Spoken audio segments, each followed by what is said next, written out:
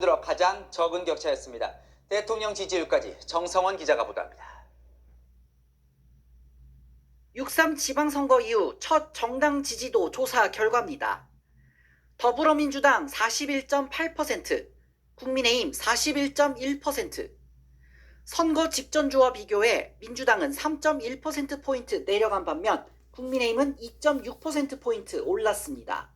양당 격차는 오차 범위 내인 0.7%포인트로 좁혀졌는데 이재명 정부 들어 가장 작은 격차입니다.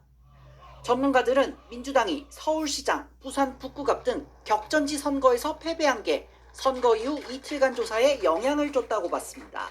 선거 결과 보면서 보수도 희망이 있구나, 결집한 것도 있을 거고, 참정권 그런 거 나오면서 집권 여당에 대해서 약간 불만도 좀 있을 거고, 그런 것들이 다 모인 거 아닐까요? 이재명 대통령 국정 지지도 조사에서 긍정평가는 3주 연속 하락해 55.2%, 부정평가는 3주 연속 올라 41.0%를 보였습니다. 6.3 지방선거 이후 4일과 5일 이틀간 대통령 지지율이 하락하는 모습이었습니다. 리얼미터 측은 투표용지 부족 책임론과 서울시장 탈환 실패로 인한 정부 견제론이 겹쳤다며 주 후반 환율 급등도 악재로 작용했다고 분석했습니다. 채널A 뉴스 정성원입니다. 이렇게 격차가 좁혀진 데는 청년 지지율이 한몫했습니다. 2030 세대 모두에서 국민의힘 지지율이 민주당보다 높게 나왔습니다. 강보인 기자가 그들이 움직인 이유가 뭔지 30대 청년들 만나 들어봤습니다. 6월 첫째 주 여론조사 결과 20대 중 31.1%는 더불어민주당을, 49.8%가 국민의힘을 지지하는 것으로 나타났습니다. 30대도 살펴봤습니다. 민주당 지지자는 27.5%, 국민의힘은 49.5%로 2배 가까이 차이 났습니다. 30대는 선거 전에 치러진 직전조사와 비교해 민주당 지지율은 7.8%포인트 하락했고 국민의힘 지지율은 4.4%포인트 올랐습니다. 30대 청년에게 이유 들어봤더니 부동산 문제와 투표용지 부족 사태를 꼽았습니다.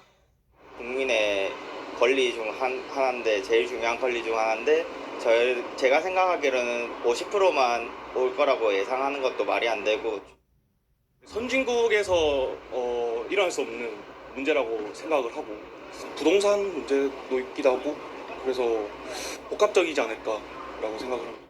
그러면서 정치권이 2030 세대를 위한 정책을 내야 한다며 여야 모두에게 경고했습니다. 저희가 거대 양당 정치에 놀아나잖아요. 항상 20, 30대의 표심을 되게 무시하고, 이걸 계기로 이 젊은 층을 위하고 진실된 약간 정책들 더 많이 보여줘야 되지 않을까 싶어요. 채널A 뉴스 강보인입니다. 2030 세대들이 분노하고 있는 투표용지 부족 사태. 오늘도 참정권 침해에 항의하는 개표소 봉쇄 농성이 계속되고 있습니다. 송파구 개표소 앞에 나가 있는 취재기자 연결해 보겠습니다. 자, 오세정 기자, 평일 퇴근 시간인데 개표소 앞에 많이 모였습니까? 네, 그렇습니다. 지난 주말만큼은 아니지만 이곳 올림픽공원 핸드볼 경기장 앞에 마련된 송파구 개표소 앞은 시간이 지날수록 점점 인파가 더 늘고 있습니다. 지난 오후 6시쯤 경찰 추산 약 2,700명이었는데요. 직장이나 학교를 마치고 합류하는 2030 청년들의 발길이 이어지면서 어두워질수록 더 북적이고 있습니다. 투표용지 부족과 참정권 침해에 항의하는 개표소 봉쇄 농성. 오늘로 나흘째인데요. 휴가를 냈다거나 지방에서 상경했다는 시민들도 여럿이었습니다. 대구에서 버스 타고 방금 막 도착해서 월요일이라서 어제보다 사람도 덜 모일 것 같은데 힘을 보태기 위해서 찾아왔어요. 휴무를 내고 나왔고요. 지금 시민들이 외치는 부정선거, 재선거 이 부분을 같이 저도 응원하고 싶어서 나왔습니다. 주말까지 통일구호로 재선거를 외쳤던 시민들은 지금은 부정선거와 재선거 구호를 함께 외치고 있습니다. 태극기만 흔들어달라는 당부에 대한 내부 반발도 제기되면서 오늘 인파 속에선 태극기와 성조기를 함께 흔드는 모습도 포착됐습니다.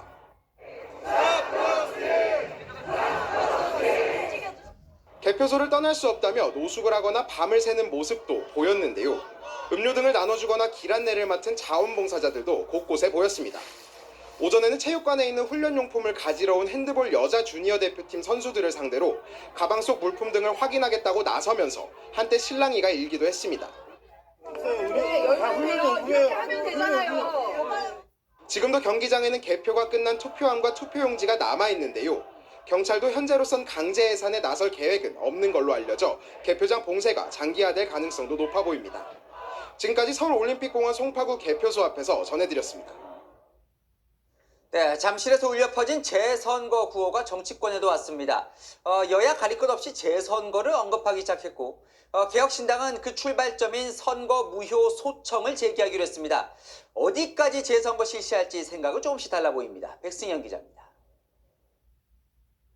개혁신당이 이번 주 서울 관내 일부 무효 소청을 내기로 했습니다.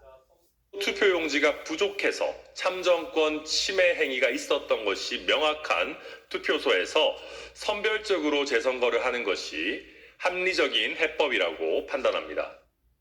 공직선거법상 소청은 법에 어긋나게 선거가 진행됐을 때 제기하는 불복 절차입니다. 선관위가 소청을 받아들이면 30일 내 재선거를 할 수 있습니다.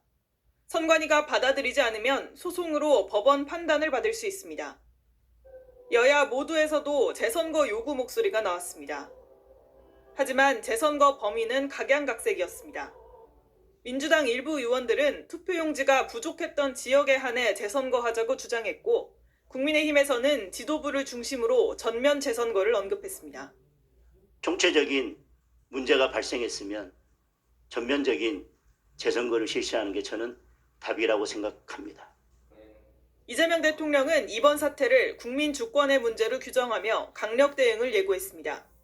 그 문제를 지적하는 청년들에 대해서 참으로 귀하고 존경할 만하다는 생각이 듭니다. 주권 감수성 부족? 이런 게 아니었나 싶은 반성이 들더라고요. 그래서 좀 근본적인 대책을 강구해야 되겠다는 생각이 듭니다. 이 대통령은 오늘 조희대 대법원장을 비롯한 4부 요인과 만나 선거관리 대개혁 방안을 마련하기로 뜻을 모았습니다. 채널A 뉴스 백승현입니다.